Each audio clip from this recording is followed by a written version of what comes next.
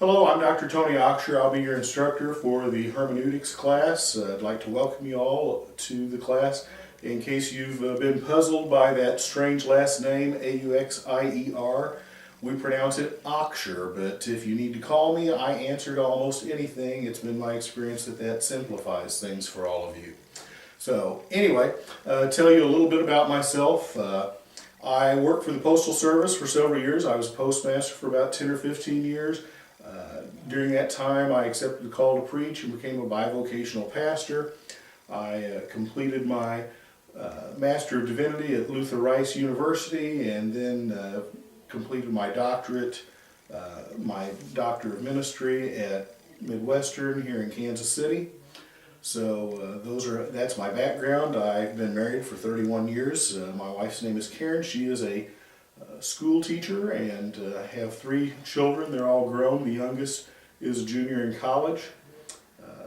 We keep busy around our house. We have an 85-pound Old English sheepdog who thinks she's a lap dog and causes lots of entertainment around the house. Her name is Tumbles, and she keeps us in stitches most of the time. I like to kayak, bicycle, hike. I love to read, especially history. I really get into fantasy sports. Actually, I did my dissertation here at Midwestern on using fantasy sports as a discipleship tool in the church. But anyway, that's a little bit about me, and I would like to now move on. The course in hermeneutics will be one of the most useful classes you take in your master's program. Hermeneutics is from a Greek word that simply means to explain or to interpret something. In the field of biblical study or in literature, it more specifically means to interpret a piece of literature, a piece of writing. And in seminary, then, of course, we're going to focus on interpreting pieces of writing as it refers to the Scriptures. So this course is going to be about how to take a look at a biblical text and derive the proper understanding and some of the tools that we can use, some of the methodologies that we can use to better interpret and understand the Bible. The course will give you several tools with regard to that, some general approaches to take.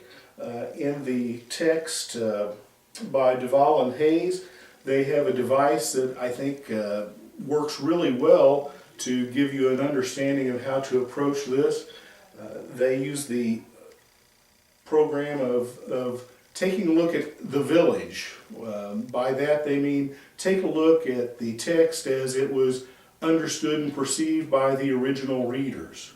What did it mean whenever the Psalms were written by David? What did that mean to the Jewish people 1,000 years before the time of Christ? What did the book of Luke mean whenever it was written to the early church? What did the Philippians take whenever they received a letter from the Apostle Paul? So that is one of the things that you first want to do when you look at a passage of Scripture. The second thing that it uses is crossing the river or measuring the river. Now, there's a huge gulf between the original readers of a passage of Scripture and us. First of all, there's a timeline of at least 2,000 years. There are also cultural and historical differences. There are geographical differences. Unless someone here, their native language is Biblical Greek or Hebrew or Aramaic, there's a language difference. So there are all sorts of things like that we need to take into account as we study a passage of Scripture so that we can perceive that it might have looked different to the original readers. Once we acknowledge those differences and take those into consideration, then we want to cross that river. We need to find a principalizing bridge, is how the text refers to it. What that really means is we want to find the theological truth of the passage, the main point, the thing that would apply not only to the original readers but also to us today. And so that is our primary goal as we approach the passage of Scripture, is to find that.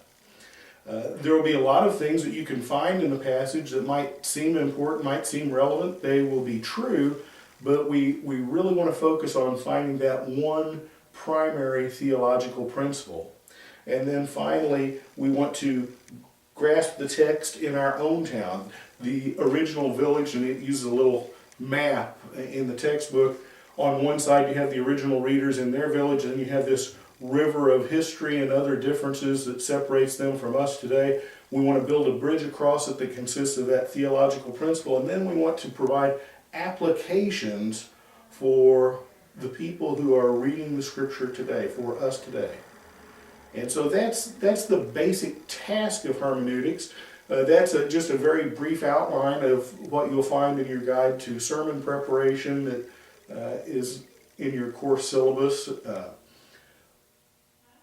And that's just a good overall view of what we're going to do.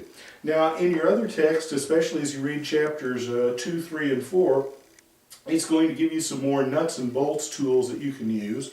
And I want you to read that very carefully. Those will include taking a look at the text, first of all, sentence by sentence, and look at the structure of the sentences. What things are there that give you clues as to the meaning. Also, you're going to want to take a look at not just the individual sentences, but the sentences as they're grouped in paragraphs, and then the paragraphs as they're grouped in extended discourses. Some of the things that you'll take into consideration as you try to interpret a passage is you will look at figures of speech. You will also search for words that are repeated multiple times, or for contrasting words. You look for if-then statements. You will look for words that convey emotion or purpose. And you'll want to study those chapters very carefully, because that is the nuts and bolts, that's the real meat of trying to interpret a passage.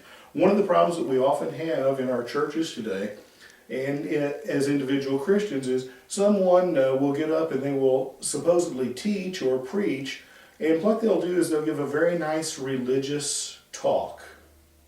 And it could be that everything that they say is true, but it really is just a bunch of tired old phrases or maxims that they've heard over the years that have nothing to do with the actual passage of Scripture that is presented. And the goal in this class is to help you to get your hands into the passage of Scripture and really seek out what God has to tell us, and then find appropriate applications for us today. If you have any questions, feel free to get in touch with me at any time. My hours are posted in the course under instructor information. And good luck, and God be with you as you continue your studies. Thank you.